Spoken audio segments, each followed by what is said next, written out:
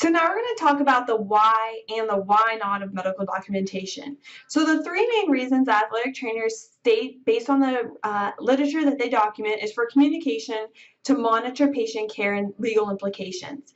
And these are a study that Drs. Nottingham, Lamb, Kasamatsu, Appelheimer, and Bacon found that athletic trainers determine as the three most important reasons that they do document.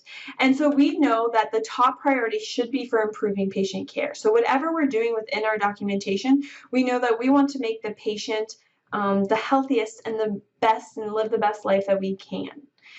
We also know that, and those are very similar to everything that we talked today, but there are some barriers to patient care. So maybe a lack of time, inadequate facility, faculty resources, a lack of accountability, or lack of personnel. And so I'm not sure what your reason for documentation, not being able to document is. It could be any of the ones above.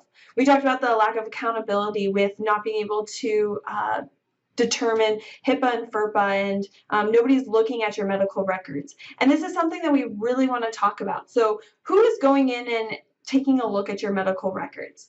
I'm sure that there's very few people that come in and actually see what's going on. And this is important because if you do not have this accountability, you're going to have no one that's there in order to know what you're actually doing. We also know that, like I said, lack of time, just not having enough people or resources is an issue. But keep that lack of accountability in your mind as we go through the rest of this.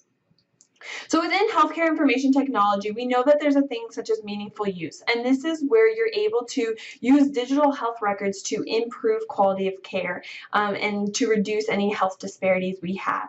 And so we know that the government has already put $50 billion into healthcare information technology to continually improve these computerized efforts.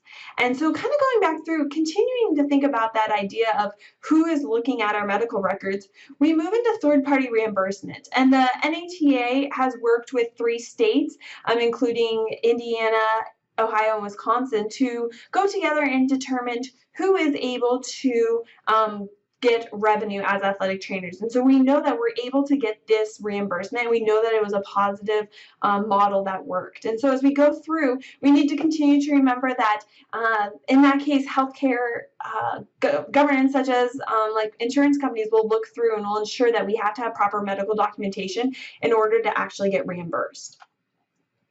Last, we know that anytime we document, it's for risk management. We talked about if it's not written down, it didn't happen. So there's that risk to the patient and that risk to the healthcare provider that is there and is very real if medical documentation doesn't occur.